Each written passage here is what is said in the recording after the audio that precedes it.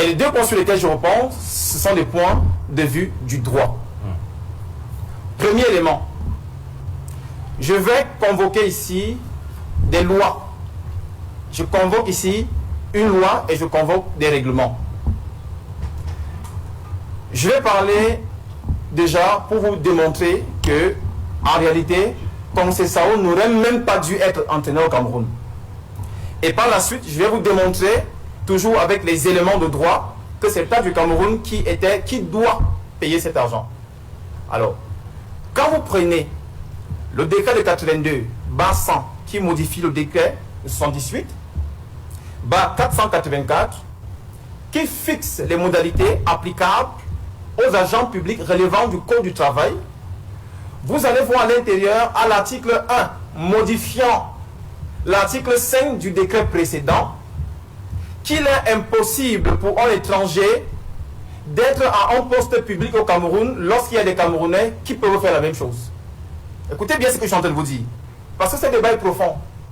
Je dis que on ne peut pas prendre un étranger au Cameroun au regard de la loi, au regard des textes, un étranger qui devient sélectionneur au Cameroun, lorsqu'il y a des Camerounais qui peuvent valablement représenter le Cameroun à ce poste-là, parce qu'il faut comprendre qu'ici, il s'agit, c'est un contractuel. Bon, là, non, attendez, non, pas. Cyril, non, Cyril, non, s'il vous plaît.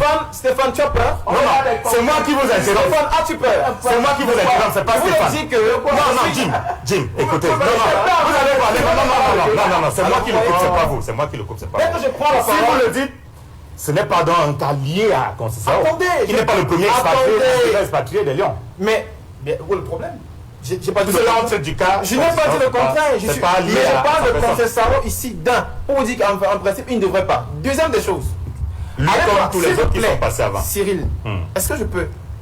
Allez-y. Vos panélistes? Mais je vous relance de temps en temps. Laissez-moi parler.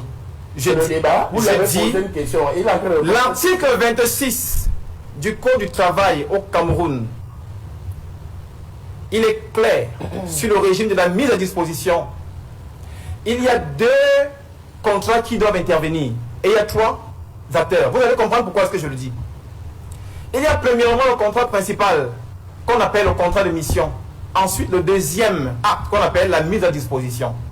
Cela veut dire quoi? Cela veut dire que le contrat principal qui est le contrat de mission, c'est le ministère qui recrute un contractuel, qui devient employé du ministère et maintenant le met à la disposition d'une entité qu'on appelle l'utilisateur. C'est ça que la loi dit.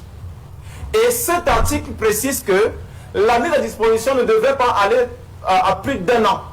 Vous comprenez que le contrat de Konsé Sao est irrégulier.